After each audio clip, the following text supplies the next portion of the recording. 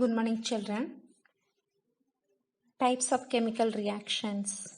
இதில் வந்து நம்ம ஏற்கனவே நம்ம பார்த்தது வந்து என்னென்ன ரியாக்ஷன்ஸ் பார்த்துருக்குறோம் அப்படின்னு பார்த்தோம்னாக்கா combination reaction, decomposition reaction, single displacement reaction வரைக்கும் பார்த்துருந்தோம். இப்போ நம்ம பார்க்க போகிறது வந்து டிஸ்பிளேஸ்மெண்ட் ரியாக்ஷன்.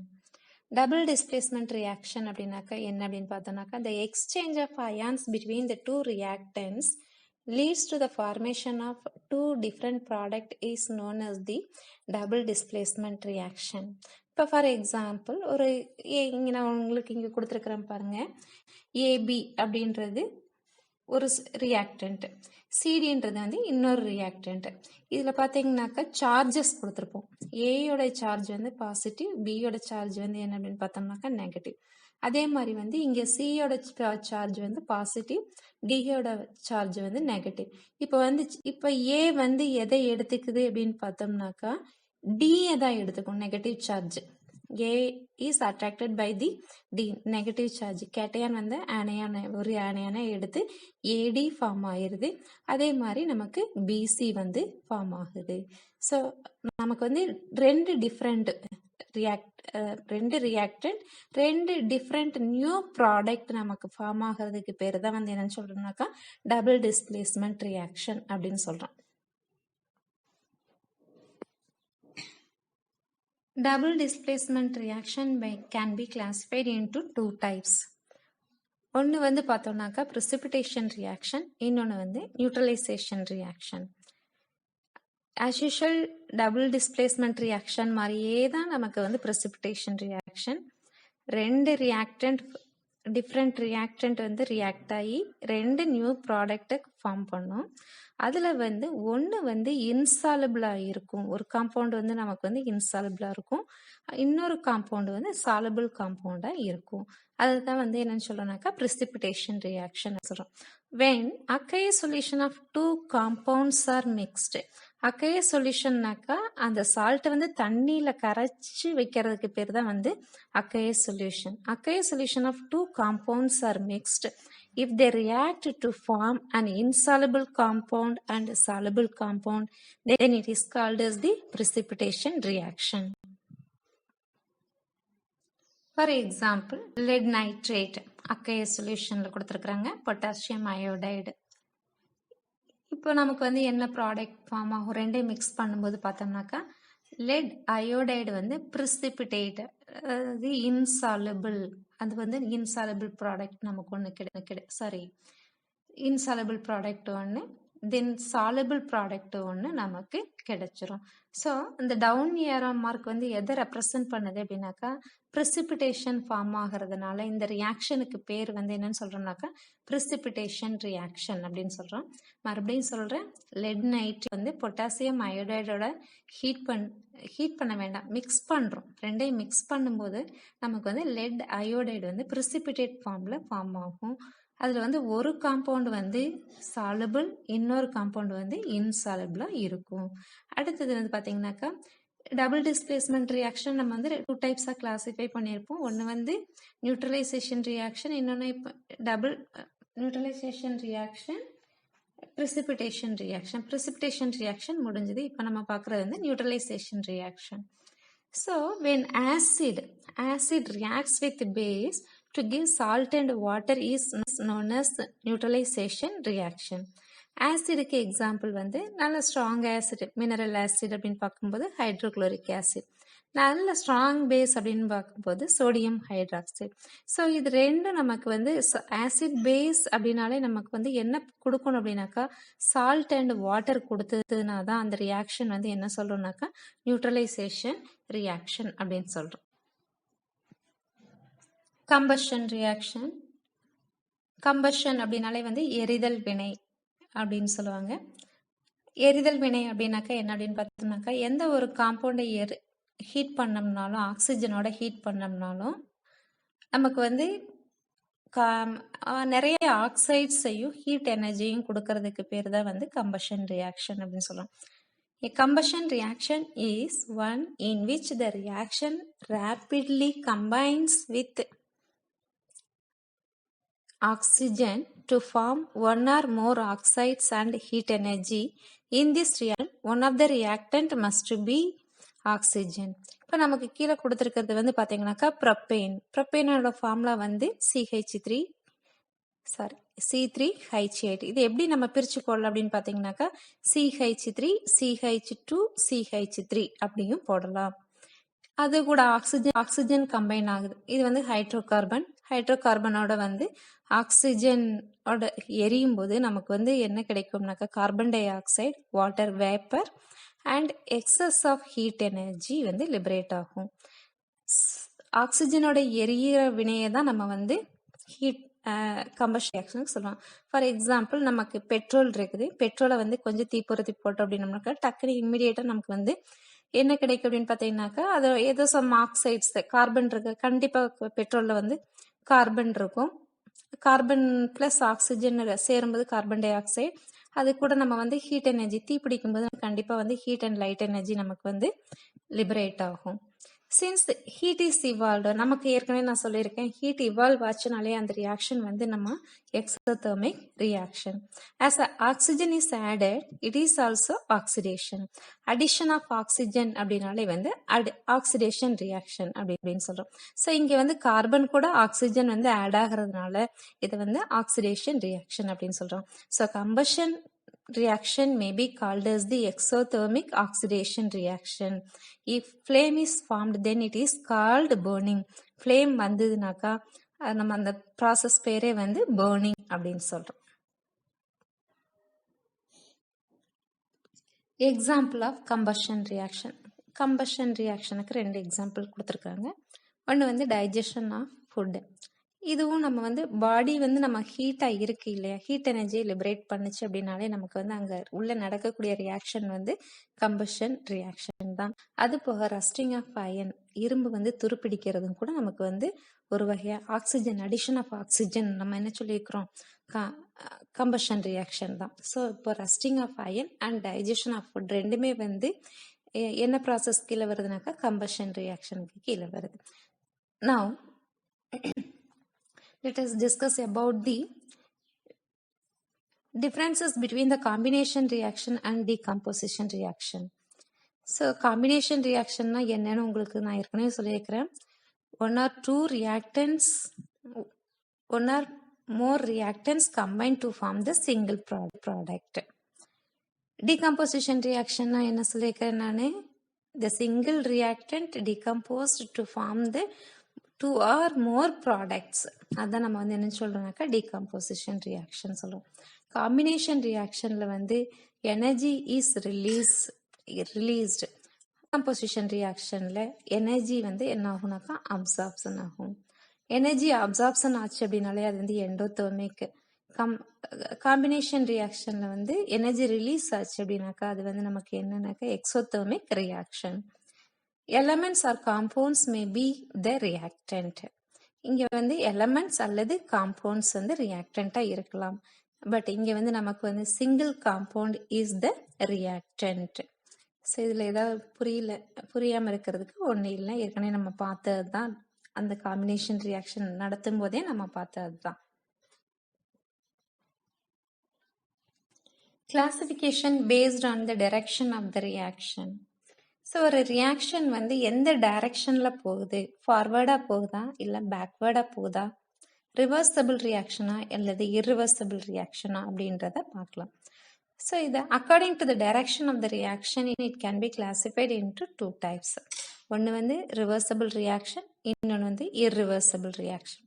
ரிவர்சபிள் ரியாக்ஷன்னாக்கா முன்னாடியும் நடக்கும் அந்த ரியாக்ஷன், பின்னாடியும் நடக்கும், போகும் வரும் அந்த மாதிரி இருக்கிறது தான் வந்து ரிவர்சபிள் ரியாக்ஷன். எக்ஸாம்பிள் வந்து freezing of ice.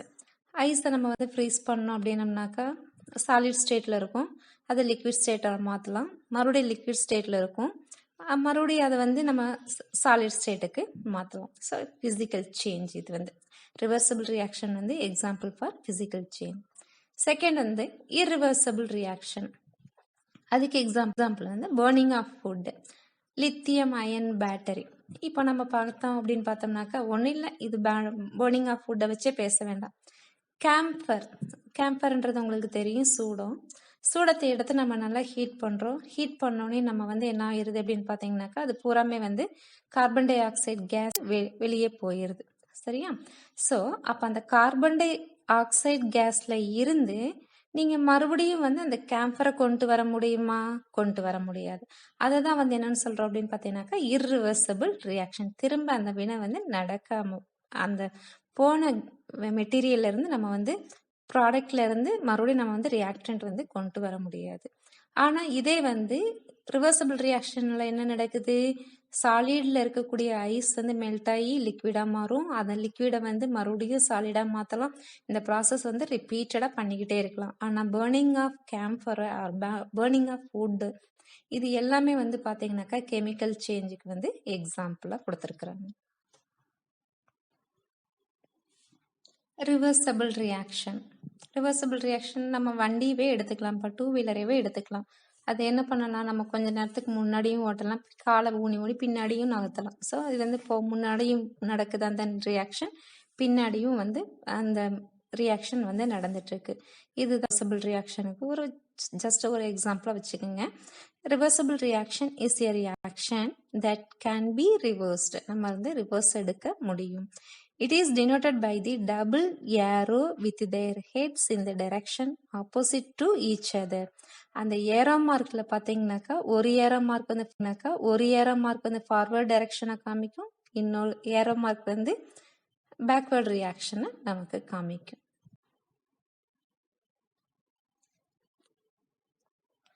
So reversible ரியாக்ஷனுக்கு வந்து ஒரு எக்ஸாம்பிள் கொடுத்துருக்குறாங்க. ஏபி அப்படின்ற ஒரு செங்கல் ரியாக்டன்ட் வந்து எப்படி டீகம்போஸ் ஆகுது அப்படின்னு பார்த்தீங்கன்னாக்கா ஏ அண்ட் பியா இருக்கு. ஏ அண்ட் பி அப்படின்ற ப்ராடக்டா நமக்கு மாறிடுது. மறுபடியும் கொஞ்ச நேரம் கழிச்சு ஏ பிளஸ் பி இது ரெண்டு சேர்ந்து நமக்கு வந்து ஏபி அப்படின்ற ப்ராடக்டை கொடுக்கும். ஸோ ஃபர்ஸ்ட் வந்து ஏபி வந்து ரியாக்டண்டா இருக்குது. அந்த ரியாக்டன்ட் வந்து ரியாக்ட் ஆகி நமக்கு வந்து ரியாக்ட் ஆகி நமக்கு எப்படி டீகம்போஸ் ஆகுது அப்படின்னு பார்த்தோம்னாக்கா அப்போ ஏ பிளஸ் பி அப்போ அந்த ரியாக்ஷன் வந்து எந்த டைரக்ஷன்ல போகுது அப்படின்னு பார்த்தீங்கன்னாக்கா ஃபார்வர்ட் ரியாக்ஷன்.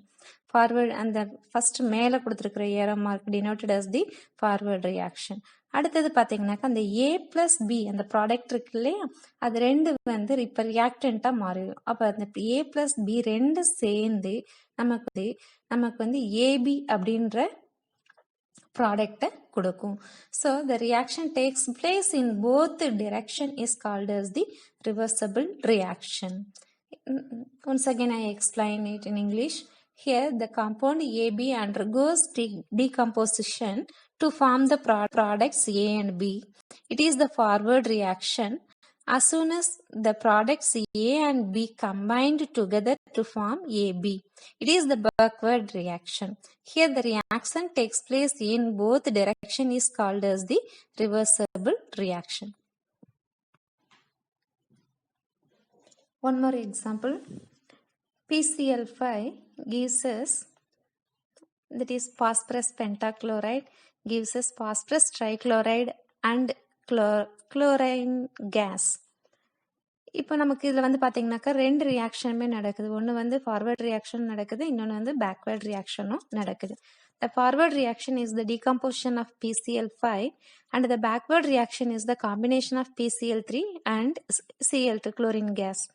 இப்போ நமக்கு வந்து PCl5 ஃபர்ஸ்ட் வந்து ஃபார்வர்ட் ரியாக்ஷனில் பாஸ்பரஸ் ட்ரை குளோரைடாகவும் குளோரின் கேஸாகவும் நமக்கு வந்து லிபரேட் ஆகுது. இது வந்து எந்த ரியாக்ஷன் அப்படின்னு பார்த்தோம்னாக்கா ஃபார்வர்ட் ரியாக்ஷன். இதே பேக்வர்ட் ரியாக்ஷனில் என்ன நடக்கும் அப்படின்னு பார்த்தோம்னாக்கா PCl3 பாஸ்பரஸ் ட்ரைக்ளோரைடு குளோரினோட சேரும்போது நமக்கு வந்து என்ன கிடைக்கும்னாக்கா PCl5 பாஸ்பரஸ் பென்டாக்ளோரைடு வந்து கிடைக்கும். ஸோ இதில் வந்து ரெண்டு ரியாக்ஷனுமே நடக்குது, ஃபார்வர்ட் ரியாக்ஷனும் நடக்குது, பேக்வர்ட் ரியாக்ஷனும் நடக்கிறதுனால இது வந்து reversible reaction. So for initially the forward reaction proceeds faster than that of the backward reaction. After some times the speed of the both reaction become equal. Forward reaction நடக்கும், backward reaction நடக்கும். But ஒரு இடத்துல ஒரு particular பிளேஸ்ல வந்து என்ன ஆகும்னாக்கா அந்த reaction வந்து ஸ்பீடு வந்து என்ன ஆகும் எப்படி இருக்கும் அப்படின்னு பார்த்தீங்கன்னாக்கா ஈக்குவலாக இருக்கும். So PCl5 cannot be completely converted into the product. அந்த டைமில் எப்போ வந்து ஈக்குவலாக இருக்கோ அப்போது phosphorus pentachloride cannot be completely converted into the product as the is reversed. So it is the reversible reaction.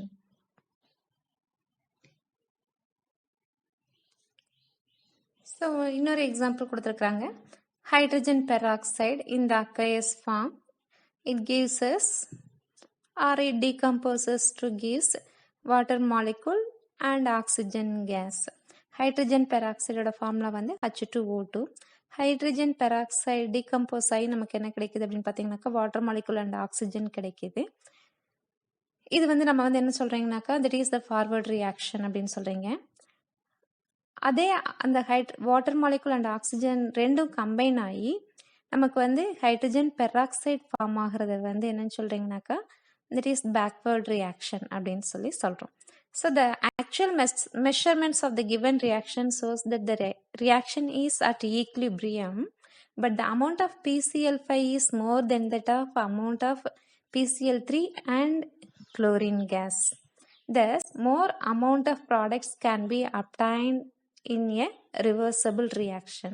reversible reactionல மட்டும்தான் நமக்கு வந்து ப்ராடக்ட் வந்து அதிகமான அளவுக்கு நமக்கு கிடைக்கும். irreversible reactions நமக்கு தெரியும். ரிவர்சபிள் ரியாக்ஷனாக்கா 2 டைரக்ஷன்லே போகும். இது வந்து யூனிடைரக்ஷனல், ஒரே டைரக்ஷன்ல மட்டும்தான் போகும். it can be reversed, it cannot be reversed. The reaction that cannot be reversed is called as the irreversible reaction. It is unidirectional, ஒரே டைரக்ஷன்ல மட்டும்தான் போகும். ஃபார் எக்ஸாம்பிள் நமக்கு கொடுத்துருக்கிறது கம்பஷன் ஆஃப் கோல் மட்டும்தான். ஸோ கம்பஷன் ஆஃப் கோலே வேண்டாம், நம்ம ஆல்ரெடி எடுத்துக்கிட்ட நம்ம கேம்பர் கூட நம்ம வந்து எக்ஸாம்பிளுக்கு சொல்லலாம். கேம்பர்ன்றது சூடத்தை வந்து ஆக்சிஜன்ல எரிக்கும் போது நமக்கு வந்து carbon dioxide heat and light energy நமக்கு கிடைக்கும். ஸோ அதை இப்போ அந்த நமக்கு அந்த heat light energy plus carbon dioxide gas அதையெல்லாம் திருப்பி ரிட்டர்ன் எடுத்துட்டு நமக்கு கார்பன் நமக்கு அந்த கேம்பர் நமக்கு திருப்பி கிடைக்குமா நமக்கு அந்த பாசிபிலிட்டிஸ் இல்லை.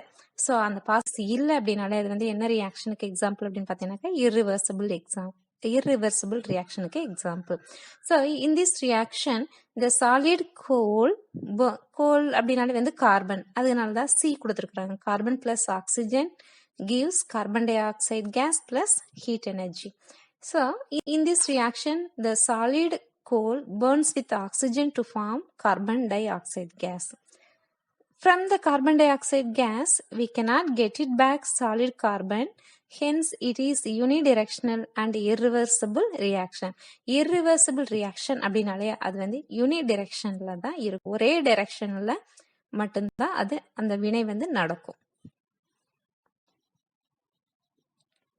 So distinguish between the reversible reaction and irreversible reaction.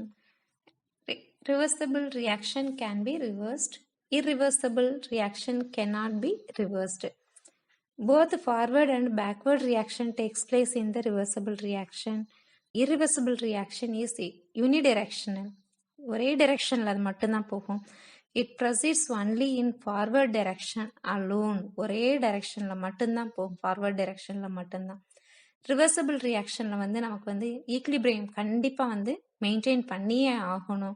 But irreversible reaction வந்து யூனிடைரக்ஷனல் இருக்கிறனால ஈக்லிபிரியம் இஸ் நாட் அட்டைன்டு. அதுக்கு வந்து ஈக்லிபிரியம் நமக்கு வந்து காட்டணும் அப்படின்ற அவசியம் இல்லை. Then fourth point, the reactants cannot be converted completely into products. reactant வந்து கம்ப்ளீட்டா நம்ம வந்து ப்ராடக்டா மாற்ற முடியாது. பட் irreversible reactionல வந்து the reactants can be completely converted into products. இங்கே வந்து ரியாக்ஷன் வந்து போத் டைரக்ஷன்ல நடக்கிறதுனால இதனுடைய ரேட் ஆஃப் த ரியாக்ஷன் வந்து எப்படி இருக்கும் அப்படின்னு பார்த்தீங்கன்னாக்கா ஸ்லோவா இருக்கும். இது வந்து யூனிடைரக்ஷனலா இருக்கிறதுனால irreversible reaction வந்து ஃபாஸ்டா நடக்கும். So last point, it is relatively slow, it is very fast. Rate of chemical reaction நம்ம நிறைய ரியாக்ஷன்ஸ் பார்த்துருக்குறோம். இப்போ ரேட் அப்படின்னாலே வந்து ஸ்பீட் அப்படின்னு அர்த்தம். Speed of the chemical reaction. இப்போது ரஸ்டிங் ஆஃப் அயன் அப்படின்னாக்கா அது எவ்வளோ வேகத்தில் நடக்குது, எவ்வளோ நாளில் நடக்குது, எவ்வளோ டியூரேஷன் அந்த ரஸ்ட்டு நடக்கிறதுக்காக டைம் எவ்வளோ ஆகுது. அதே மாதிரி digestion of food, then burning of petrol, weathering of rock, இதெல்லாம் வந்து ஸ்பீடை எப்படி நம்ம டிட்டர்மைன் பண்ணுறது அப்படின்னு பார்க்கலாம். How fast is each reaction. ஒவ்வொரு ரியாக்ஷனுக்கும் வந்து ஒரு ஸ்பெசிஃபிக் டைம் இருக்கும், பர்டிகுலர் டைம் இருக்கும். Then rank them from the slowest to fastest. இது வந்து ரேங்கிங் நம்ம கொடுக்கலாம். எப்படி கொடுக்கலாம் அப்படின்னாக்கா, இப்போ கொடுத்துருக்கிறதுல பார்த்தீங்கன்னாக்கா பேர்னிங் ஆஃப் பெட்ரோல் வந்து இம்மிடியட்டாக நடக்கும். அதுக்கு அடுத்த ரியாக்ஷன் அப்படின்னு பார்க்கும்போது நமக்கு வந்து டைஜஷன் ஆஃப் ஃபுட் வந்து செகண்ட் ப்ராசஸ். அடுத்து ரஸ்டிங் ஆஃப் அயன் வந்து தேர்டு பிளேஸ்க்கு கொண்டு போயிடலாம். லாஸ்ட்டில் நடக்கிறது வந்து வெதரிங் ஆஃப் ராக்கு. ஸோ சொல்லலாம், பட் எவ்வளோ நாளைக்கு இந்த ரியாக்ஷன் நடக்கும், கம்ப்ளீட்டாக நடந்து முடிக்கும் அப்படின்றத நம்ம எப்படி டிட்டர்மைன் பண்ணுறது அப்படின்றத வந்து நம்ம பார்க்க போகிறோம். How will you determine which is the fastest and which is the slowest? One way to find out how fast a reaction is as follows. Measure the amount of reactants or products before and after a specific period of time. அது எப்படி நடக்குது அப்படின்றத பற்றி பார்க்கலாம்.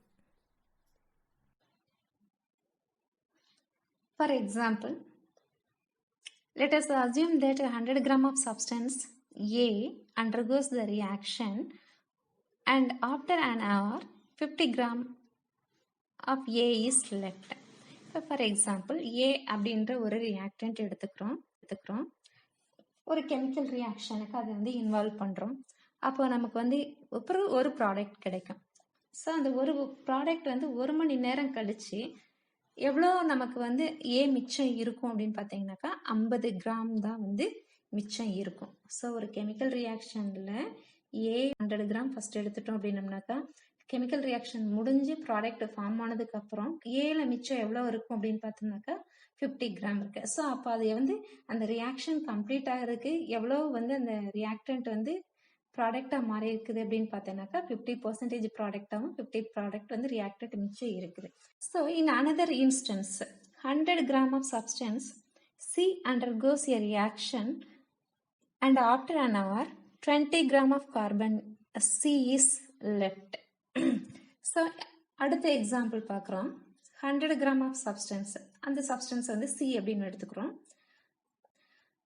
அதே மாதிரி 1 மணி நேரம் கழிச்சு பார்க்கும்போது சி மிச்சம் எவ்வளோ இருக்கும், கம்ப்ளீட்டாக ரியாக்ஷன் முடிஞ்சதுக்கப்புறம் சி எவ்வளோ இருக்கும் அப்படின்னு பார்த்தீங்கன்னாக்கா 20 கிராம் வந்து இருக்கும். சி வந்து மிச்சம் இருக்கும் ப்ராடக்ட் ஃபார்ம் ஆனது போக.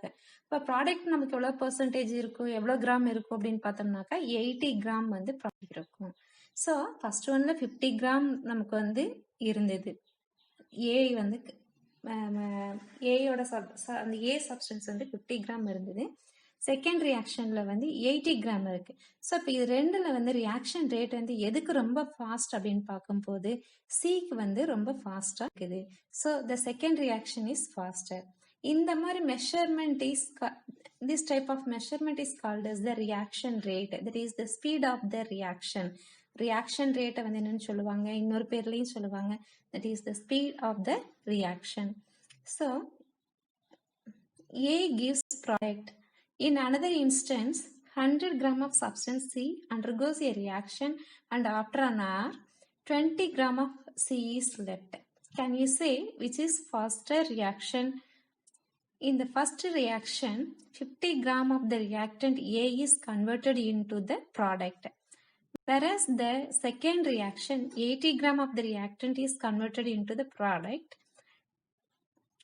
80 gram of reactant is converted into the product in 1 hour. So the second reaction is faster. அப்போ ரெண்டு கம்பேர் பண்ணும்போது எந்த ரியாக்ஷன் ஃபாஸ்டர் அப்படின்னு பார்க்கும்போது second reaction is faster. The measurement of the reaction is called as the reaction rate or speed of the reaction. Define rate. Rate அப்படின்னா என்ன அப்படின்னு பார்க்கலாம். The rate of the reaction is the change in the amount or concentration of any one of the reactant or products per unit time அப்படின்னு சொல்கிறாங்க. So இதை வந்து எப்படி நம்ம வந்து டிஸ்கிரைப் பண்ண, ரேட் அப்படின்றது change that is the change in concentration of any one of the reactant. ஏதாவது ஒரு reactantனுடைய அல்லது ப்ராடக்டோடைய கான்சன்ட்ரேஷன் வந்து சேஞ்ச் ஆகணும். அண்ட் per யூனிட் டைம் எவ்வளோ டைமுக்குள்ள வந்து அந்த கான்சன்ட்ரேஷன் மாறுது அப்படின்றது தான் வந்து ஸ்பீட் அப்படின்னு சொல்றோம். Let us consider the following reaction. A gives us the B.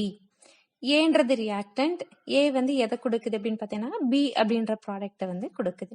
The rate of the reaction is given by rate அப்படின்னாலே நமக்கு ஒரு ஃபார்முலா கொடுத்துருக்காங்க. Rate is equal to minus D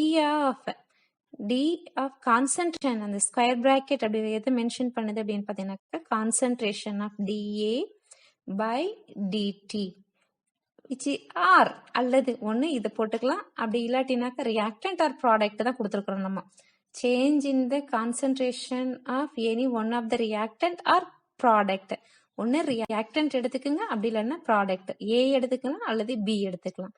so first இங்கே வந்து பார்த்தீங்கன்னாக்கா மைனஸில் கொடுத்துருக்குறாங்க. Minus d of concentration A by dt which is equal to plus d of concentration of B by dt. So square bracket, that is the concentration of A, square bracket A ல இருக்கிறது வந்து என்ன அப்படின்னு பார்த்தோம்னாக்கா concentration of A அப்படின்னு சொல்றோம். square bracket B அது வந்து concentration of B அப்படின்னு சொல்றோம். The negative sign, இப்போ நம்ம கொடுத்துருந்தாங்க இல்லையா, rate is equal to minus D of concentration of A by dt அப்படின்னு கொடுத்துருக்குறாங்க. Negative sign indicates that decrease in the concentration of A with time. Negative sign வந்து first நம்ம ஸ்டார்டிங்ல எடுத்துக்கும் போது அந்த ரேட் வந்து கம்ப்ளீட்டா ரியாக்ஷன் வந்து நடக்கலை, அப்பதான் நம்ம எடுத்துதான் வச்சிருக்கோம்.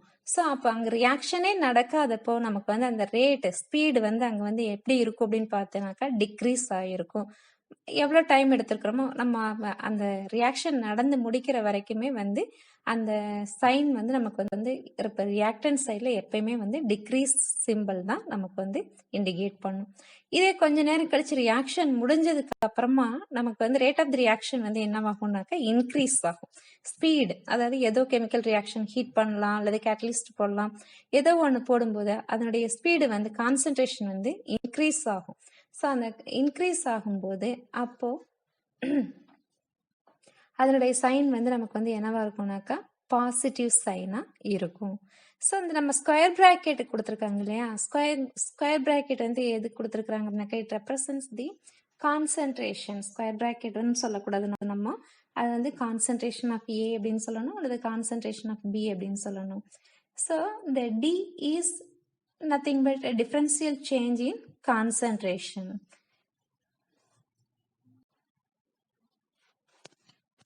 So why is the reaction rate important?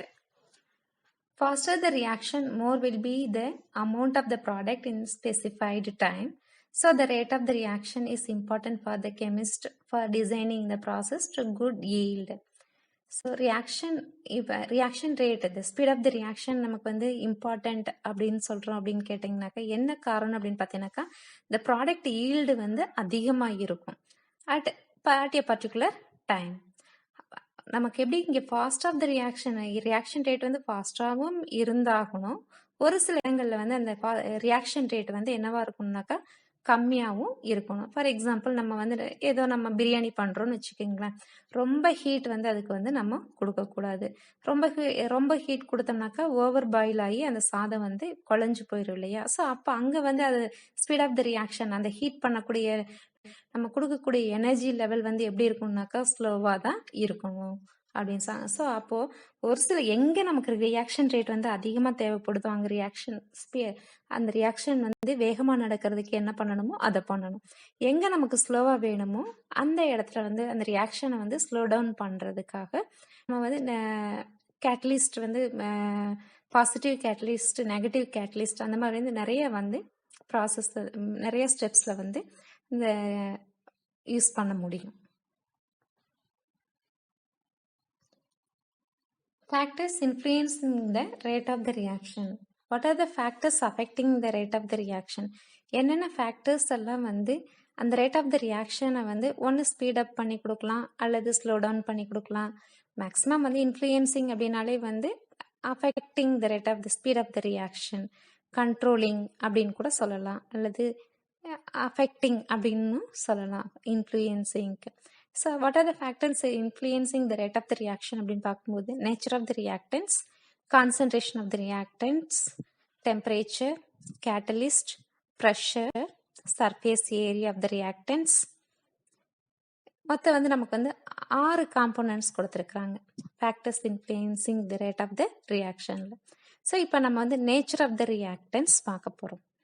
So first நம்ம வந்து ஹைட்ரோக்ளோரிக் ஆசிட் எடுத்திருக்காங்க. HCl அப்படின்னாக்கா ஹைட்ரோக்ளோரிக் ஆசிட் தெரியும். ஹைட்ரோக்ளோரிக் ஆசிட்னாலே வந்து ஸ்ட்ராங் ஆசிட், மினரல் ஆசிட் அப்படின்னு சொல்லுவாங்க. அது கையில் பட்டுச்சு அப்படின்னாலே நமக்கு வந்து கையெல்லாம் வெந்து போயிடும். ஸோ அது வந்து ஸ்ட்ராங் ஆசிட் எடுத்துருக்குறோம். அசிட்டிக் ஆசிட்ன்றது ஒன்றும் கிடையாது, நம்ம வினிகர், நம்ம வந்து ஊறுகாயில எல்லாம் போடுவோம் இல்லையா, அந்த ஆசிட் வந்து acetic acid, liquid acetic acid வந்து வினிகர் அப்படின்னு சொல்லுவாங்க. ஸோ அசிட்டிக் ஆசிட் எடுத்துருக்குறீங்க. இப்போ சோடியம் மெட்டல் சாலிட் ஃபார்மில் இருக்கும். HCl வந்து கொஞ்சம் தண்ணியில் கலந்து தான் வச்சுருப்பாங்க, அக்கையஸ் ஃபார்மில், ரொம்ப ஸ்ட்ராங்காக வச்சுருக்க மாட்டாங்க. இப்போது இந்த 2 கெமிக்கல் ரியாக்ஷனையும் பாருங்கள். ஒன்று வந்து HClோட சோடியம் மெட்டல் வந்து ரியாக்ட் ஆகுது. செகண்ட் ரியாக்ஷன் வந்து சோடியம் மெட்டல் கூட அக்கையஸ். இதில் ஸ்ட்ராங் வந்து எது அப்படின்னு பார்த்தோம்னாக்கா HCl. ஸோ இந்த 2 ரியாக்டன்ட்லேயும், இந்த 2 ரியாக்ஷன்லேயும் எந்த ரியாக்ஷன் வந்து ஃபாஸ்ட்டாக நடக்கும் அப்படின்னு பார்த்தோம்னாக்கா HCl இருக்கக்கூடிய சைடு வந்து HCl வந்து இருக்கு. எது வந்து HCl இருக்கிற சைடில் வந்து ரியாக்ஷன் ரேட் வந்து அதிகமாக இருக்கும். என்ன காரணம் அப்படின்னு பார்த்தீங்கன்னாக்கா நேச்சர் ஆஃப் த ரியாக்டன்ட், அது வந்து என்ன ஆசிட் அப்படின்னு பார்த்தீங்கன்னாக்கா ஸ்ட்ராங் மினரல் ஆசிடாக இருக்கிறதுனால இம்மீடியட்டாக அது வந்து என்ன ஃபார்ம் ஆகுனாக்கா சால்ட் சொல்யூஷனையும் தென் ஹைட்ரஜன் கேஸ் வந்து இம்மீடியட்டாக வந்து லிபரேட் பண்ணும். ஸோ ஹைட்ரஜன் கேஸ் லிபரேட் ஆகிறது வந்து ரொம்ப ஃபாஸ்ட்டாக இருக்கும் HCl. இதே வந்து சோடியம் வந்து அசிட்டிக் ஆசிட்ன்றது நம்ம சாப்பிடலாம், டைல்யூட் ஆசிடாக நம்ம வந்து எதில் நம்ம யூஸ் பண்ணுறோம்னாக்கா வினிகர்ல எல்லாம் யூஸ் பண்ணிட்டு இருக்கிறாங்க. ஸோ அதனால் நம்ம வந்து சாப்பிடக்கூடிய ஆசிட் தான் அது. எப்படி நம்ம லெமனில் வந்து சிட்ரிக் ஆசிட் இருக்கு இல்லையா, அது மாதிரி. ஸோ இப்போ வந்து அது வந்து இது வந்து மினரல் ஆசிட் சொல்லக்கூடாது, இது வந்து ஆர்கானிக் ஆசிட் அப்படின்னு சொல்லுவாங்க. எதெல்லாம் நம்ம சாப்பிட்றோமோ அதெல்லாம் வந்து ஆர்கானிக் அப்படின்னு சொல்லலாம். ஆர்கானிக் ஆசிட் இது. இப்போ அது வந்து சோடியம் மெட்டல் கூட ரியாக்ட் ஆகும்போது நமக்கு வந்து சோடியம் ஆசிட் வந்து ஹைட்ரஜன் கேஸ் வந்து லிபரேட் ஆகும். பட் இது ரெண்டில் வந்து எதில் ரொம்ப ஃபாஸ்ட்டாக ஹைட்ரஜன் கேஸ் லிபரேட் ஆகும் அப்படின்னு பார்த்தோம்னாக்கா ஃபர்ஸ்ட் ரியாக்ஷனில் தான் வந்து ரியாக்ஷன் ரேட் வந்து ஃபாஸ்ட்டாக இருக்கும். செகண்ட் ரியாக்ஷனில் வந்து ரேட் ஆஃப் தி ரியாக்ஷன், அதாவது லிபரேஷன் ஆஃப் ஹைட்ரஜன் கேஸ் வந்து ரொம்ப ஸ்லோவாக இருக்கும். Concentration of the reactants. Changing the amount of reactants also increases the speed of the reaction. இப்போ ஃபார் எக்ஸாம்பிள் சொல்யூட் அப்படின்னாலே வந்து ஏதோ உப்பு அல்லது சர்க்கரை, அதனுடைய கான்சன்ட்ரேஷன் வந்து அது அதிகமாக இருந்தது அப்படின்னாக்கா தென் த சால்வெண்ட், அதை சொல்யூட் இஸ் மோர், உப்பு வந்து அதிகமாக இருக்கணும், தண்ணியோட அளவு வந்து கம்மியாக இருக்கணும். அதை தான் நம்ம வந்து என்னென்னு சொல்கிறோம் அப்படின்னு பார்த்தீங்கன்னாக்கா கான்சன்ட்ரேஷன் அப்படின்னு சொல்கிறோம். ஸோ இப்போ ஒரு 100 ml வாட்டரில் வந்து ஒரு பிஞ்ச் ஆஃப் சால்ட் நம்ம ஆட் பண்ணுறோம். அப்போ அது வந்து சொல்யூட் அப்படின்னாலே வந்து உப்பு. அப்போ அந்த பிஞ்ச் ஆஃப் சொல்யூட் வந்து என்னாகும், உப்பு வந்து தண்ணியில் சீக்கிரம் கரைஞ்சி போயிடும். இதே வந்து நீங்கள் ஒரு கைப்பிடி அளவு உப்பு எடுத்து அந்த தண்ணியில் போட்டிங்கன்னா கரையுமா? ஸோ கரையும், பட் வந்து லேட் ஆகும். ஸோ அப்போ அந்த தண்ணியோட டேஸ்ட் பார்த்தோம் அப்படின்னு பார்த்தீங்கன்னாக்கா ஃபர்ஸ்ட் பிஞ்சாக போடும்போது பிஞ்ச் ஆஃப் சொல்யூட் போடும்போது அந்த மொத்தமாக அந்த சால்வெண்ட்டோட கரைஞ்சி அந்த சொல்யூஷன் வந்து டேஸ்ட் பண்ணோம் அப்படின்னம்னாக்கா எப்படி இருக்கும் அப்படின்னு பார்த்தீங்கன்னாக்கா லெஸ் சால்ட்டி டேஸ்டாக தான் இருக்கும். இதே உப்பை கொண்டு போய் அள்ளி கொட்டிட்டு அந்த தண்ணி தொட்டி நம்ம நாக்கில் வச்சோம் அப்படின்னம்னாக்கா அதனுடைய கான்சன்ட்ரேஷன், உப்போட கான்சன்ட்ரேஷன் வந்து எப்படி இருக்கும் அப்படின்னு பார்த்தீங்கன்னாக்கா ரொம்ப திக்காக இருக்கும், நாக்கெல்லாம் அரிக்கும் இல்லையா. ஸோ அதை தான் வந்து நம்ம வந்து என்னன்னு சொல்கிறோம்னாக்கா கான்சன்ட்ரேஷன் அப்படின்னு சொல்கிறாங்க. For example, a granulated zinc reacts faster with 2 mole hydrochloric acid then 1 mole of hydrochloric acid. Granulated zinc அப்படின்னாலே பவுடர்டு ஃபார்ம் ஆஃப் ஜிங்க். இப்போ பவுடர் ஃபார்ம் ஆஃப் ஜிங்க் வந்து நம்ம வந்து என்ன செஞ்சுக்கிறோம் அப்படின்னு பார்த்தீங்கன்னாக்கா 2 mole hydrochloric acid 2 test tube எடுத்துக்கோங்க. ஒரு டெஸ்ட் டியூப்ல வந்து நம்ம வந்து சேம் சைஸுக்கு வந்து ஜிங்க் மெட்டல் வந்து போடுறீங்க. கிரானுலேட்டட்னாக்கா வந்து பவுடர்டு ஃபார்ம் ஆஃப் ஜிங்க் வந்து எடுத்துக்கிறோம். ஒரு டெஸ்ட் டியூப்ல வந்து 2 மோல் ஹைட்ரோக்ளோரிக் ஆசிட் போடுறோம். இன்னொன்று வந்து 1 மோல் ஹைட்ரோக்ளோரிக் ஆசிட் வந்து ஆட் பண்ணுறீங்க. ஸோ இது ரெண்டில் வந்து ரியாக்ஷன் ரேட் வந்து எதில் அதிகமாக இருக்கும் அப்படின்னு பார்த்தோம்னாக்கா 2 மோல் ஹைட்ரோக்ளோரிக் ஆசிட்ல வந்து ரியாக்ஷன் ரேட் வந்து அதிகமாகும். என்ன காரணம் அப்படின்னு பார்த்தீங்கன்னாக்கா அங்கே வந்து கான்சன்ட்ரேஷன் ஆஃப் த ரியாக்டன்ட் வந்து greater இருக்குது. So அப்போ when the concentration of the reactant is greater, the rate of the reaction also greater. Temperature. இப்போ நம்ம டெம்பரேச்சருக்கு சின்ன எக்ஸாம்பிள் சொல்கிறேன். இப்போ நம்ம வந்து சர்க்கரை வந்து ஒரு லிமிட்டுக்கு மேலே வந்து தண்ணியில் வந்து கரைக்க முடியாது. ஸோ ஆனால் கரைக்கணும். ஆனால் நீங்கள் போட்டுகிட்டே இருக்கிறீங்க, சர்க்கரை போட்டுகிட்டே இருக்கிறீங்க, ஆனால் கரையாது. ஆனால் அதை வந்து நீங்கள் வந்து எப்படி கரைக்கலாம் அப்படின்னு பார்த்தீங்கன்னாக்கா தண்ணி எக்ஸஸாக ஊற்றலாம் அப்படின்னு சொல்லுவீங்க. பட் தண்ணியெல்லாம் நீங்கள் ஊற்றவே வேண்டாம். தண்ணி ஊற்றக்கூடாது. கண்டிஷன் வந்து தண்ணி ஊற்றாமல் அதை வந்து நம்ம வந்து கரைக்கணும். எப்படின்னு பார்த்தீங்கன்னாக்கா நம்ம வந்து ஹீட் பண்ணலாம். அந்த சர்க்கரையையும் தண்ணியையும் நம்ம ஹீட் பண்ணும்போது நமக்கு வந்து என்ன ஆயிரும்னாக்கா சர்க்கரை வந்து தண்ணியில் கரைஞ்சிரும். சரியா? ஸோ அப்போ நமக்கு வந்து அப்போ டெம்பரேச்சர் நம்ம ரைஸ் பண்ணும்போது அங்கே நமக்கு வந்து என்ன ஆயிரும்னாக்கா சர்க்கரை வந்து தண்ணியில் கரையிறது தான் வந்து. அப்போ சர்க்கரை கரையுது அப்படின்னாக்கா என்ன காரணம் அப்படின்னு பார்த்தீங்கன்னாக்கா அங்கே வந்து பாண்டு சீக்கிரமாக வந்து பிரேக் ஆயிடுது. ஹீட் பண்ணும்போது இந்த சர்க்கரையில் இருக்கக்கூடிய பாண்ட் வந்து சீக்கிரமாக பிரேக் ஆகி நமக்கு வந்து ஈஸிலி சாலபிள் இன் வாட்டர், தண்ணியில் வந்து ஈஸியாக கரைஞ்சி போயிடுது. So most of the reactions go faster at high temperature. நிறைய ரியாக்ஷன்ஸ் வந்து ஹை டெம்பரேச்சரில் தான் நடக்கும். Because adding heat to the reactants provides the energy to break more bonds and the speed of the reaction. So ஈஸியாக heat பண்ணும்போது அந்த sugar மாலிகுள்ள இருக்கக்கூடிய bond வந்து ஈஸியாக பிரேக்கப் ஆயிரும். ஸோ அதனால தான் நம்ம வந்து ஹீட் பண்ணுறோம். ஃபார் எக்ஸாம்பிள் கால்சியம் கார்பனேட்டுக்கு வந்து வேற ஒன்றும் கிடையாது, நம்ம யூஸ் பண்ணுற சாக் பீஸ் இருக்கு இல்லையா, அதுதான் வந்து calcium carbonate. So calcium carbonate reacts slowly with hydrochloric acid at room temperature. Room temperatureல hydrochloric acidோட react ஆகும்போது calcium carbonateோட reaction rate வந்து எப்படி இருக்குனாக்கா ரொம்ப கம்மியாக தான் இருக்கும். இதே வந்து நீ வந்து அந்த calcium carbonate with hydrochloric acid heat பண்ணும்போது இம்மிடியேட்டாக வந்து reaction rate வந்து என்ன ஆயிரும்னாக்கா இன்க்ரீஸ் ஆகும். ஸோ அப்போ when we increase the temperature, increase the speed of the reaction. எப்போ நம்ம டெம்பரேச்சர் ரைஸ் பண்ணுறோமோ அப்போ ரேட் ஆஃப் த ரியாக்ஷனும் நமக்கு அல்லது ஸ்பீட் ஆஃப் த ரியாக்ஷன் நமக்கு கிரேட்டராக இருக்கும். Pressure. when increasing pressure increase the speed of the reaction. நம்ம சாதாரணமாக ஒன்றும் இல்லை, நம்ம பலூனே எடுத்துக்கோங்க. ப்ரெஷர் கொடுக்க வந்து அந்த பலூனுடைய சைஸ் வந்து பெருசாகிட்டே இருக்கும்.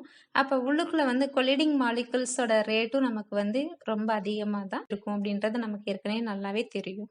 அதுதான் கொடுத்துருக்குறாங்க. So when increasing the pressure increase the speed of the reaction. So this is because on increasing the pressure the reacting particles come closer and collide frequently. Then next one, catalyst. Catalyst is a chemical substance which increase the speed of the reaction without taking part in it. Catalyst அப்படின்றது ஒன்றும் கிடையாதுப்பா.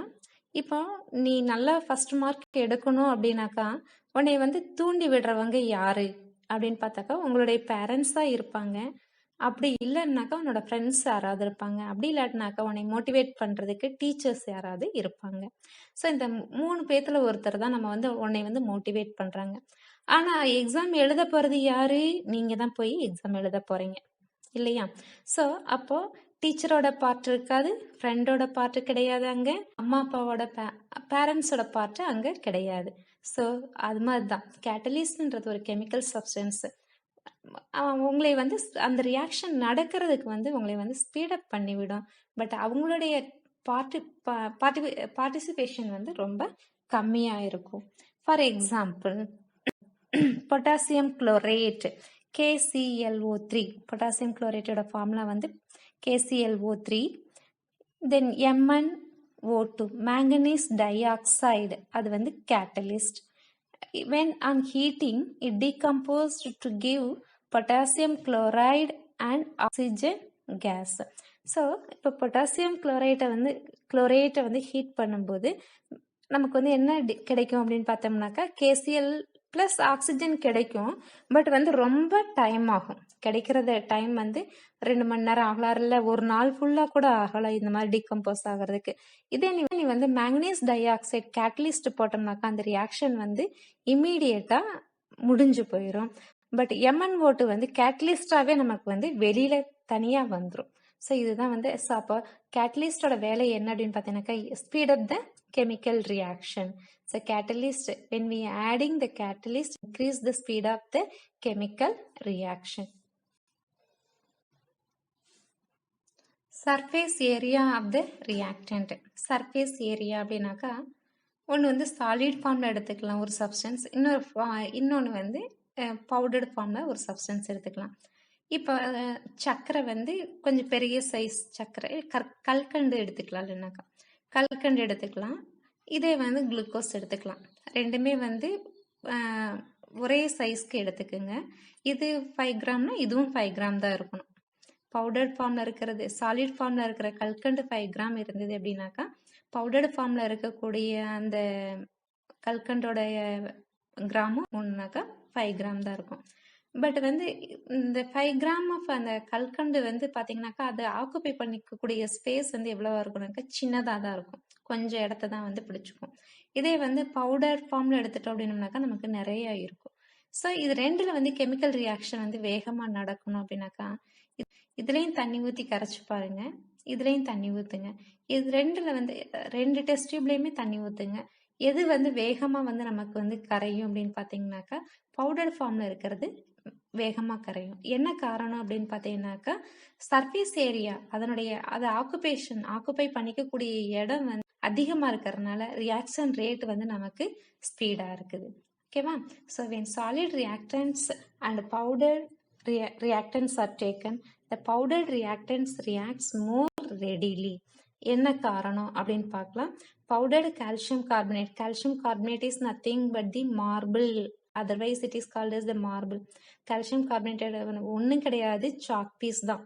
Chalk piece வந்து நல்ல low குவாலிட்டியில் இருக்கிறது வந்து chalk பீஸ்ன்னு சொல்கிறோம். High quality calcium கார்பனேட்டை வந்து மார்பிள் அப்படின்னு சொல்கிறோம். அதுதான் வித்தியாசம். பட் ரெண்டுமே மார்பிளும் ஒன்று தான், கால்சியம் கார்பனேட் சாக் எல்லாமே அதனுடைய சாக் அண்ட் மார்பிளோட கெமிக்கல் நேம் என்ன அப்படின்னு பார்த்தோம்னாக்கா கால்சியம் கார்பனேட் தான். So the powder calcium carbonate reacts more readily with hydrochloric acid then marble chips because when we increase the surface area of the reactant, increase the speed of the reaction. அப்போ நம்ம surface ஏரியாவை வந்து increase பண்ணும்போது rate of த ரியாக்ஷனும் நமக்கு speed up ஆகும்.